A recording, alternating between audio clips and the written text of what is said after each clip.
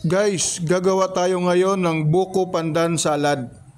Isa ito guys sa paborito kong dessert.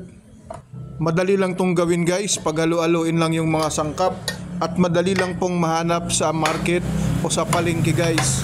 Tamang-tama to guys kahit hindi Pasko, pero mas masarap sa Pasko pag may birthday kayo guys. May bisita kayo o may importanteng mga okasyon at tamang-tama ito ang buko pandan salad. Tara guys, umpisa na natin ang paggawa ng buko pandan salad. Please watch this. Dalawang latang malaki, tapos sago. Ito na yung pangatlong ilalagay mo, ang gelatin. Ba't naging kulay green ang gelatin? Kasi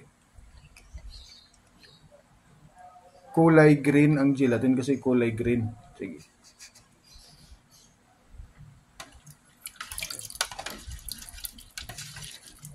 Mabilis lang. Anong tips para mabilis mabuo ang gelatin? Kailangan yung ilalim medyo nahanginan, no? Yung ilalim, hindi lang yung taas. Kaya para yung consistency niya buong-buo, madali siyang bumabuo. Ayan. O kaya ilagay sa rep. O kaya next option, ilagay sa rep. Ito kasi yung sa atin is pinahanginan lang natin dito sa taas ng lamesa.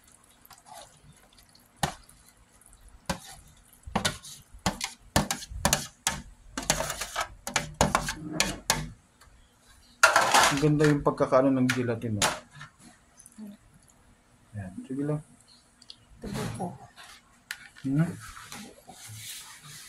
Buko pandan. Buko pandan salad.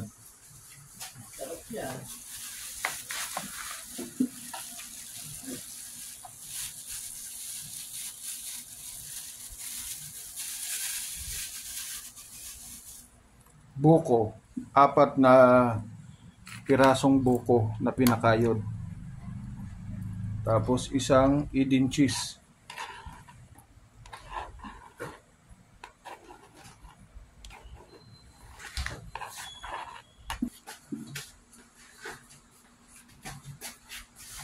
Buko salad. Yan.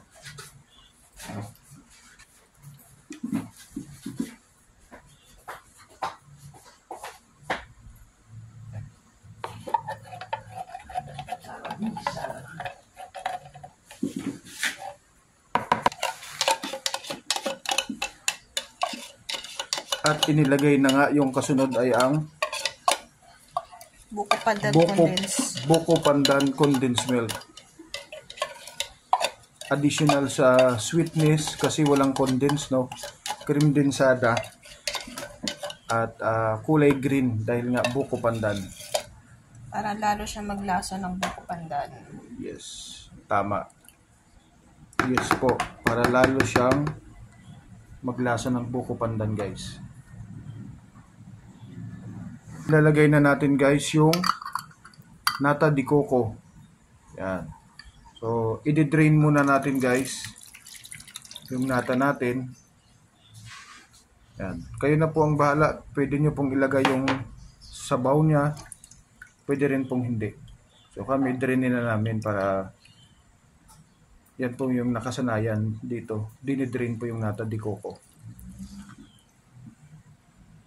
Yan. At paghalo-haluin lang guys, andyan na lahat ng mga sangkap para sa ating buko pandan salad. Right?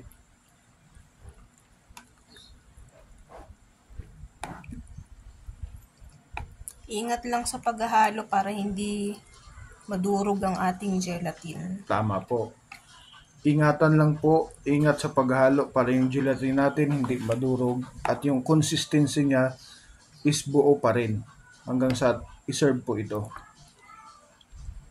Yan, mix well lang. So, ganyan lang. So, lahat po ng mga ingredients andyan na po at naihalo na po natin. Tingnan nyo guys, oh, yung consistency niya, yung texture niya ay napakaganda.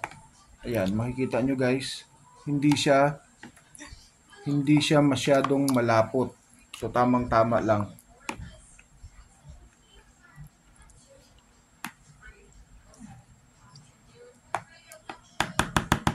So, ayan. Ilalagay na po natin sa ref. At mga ilang oras bago pwede nang kainin yan. Mamaya, pwede nang kainin niya mamaya. Mga, Basta malamig. basta malamig na. Malamigan na po yung buko pandan salad natin. Yan. Masarap kainin guys pag naka-ref. Ilagay muna natin. Tara. Ilagay natin sa ref. So, ako pala ang maglalagay sa ref kasi medyo mabigat yung guys. Oh. Sige. Pahawak ko muna yung cellphone ko. Sobrang tamis.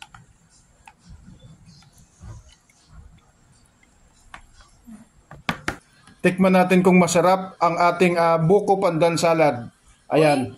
Tama na, taste test ba to? 2 serving na to sa max, oh. Oh, ayan. Tikman natin kung masarap ba talaga ang buko salad na ginawa mo. Natikman Ginawa na. natin. Oh, tara. Kahit hindi pa malamig, tikman Titikman muna natin. Okay, tara. Titikman natin kung ano lasa. Ang sarap.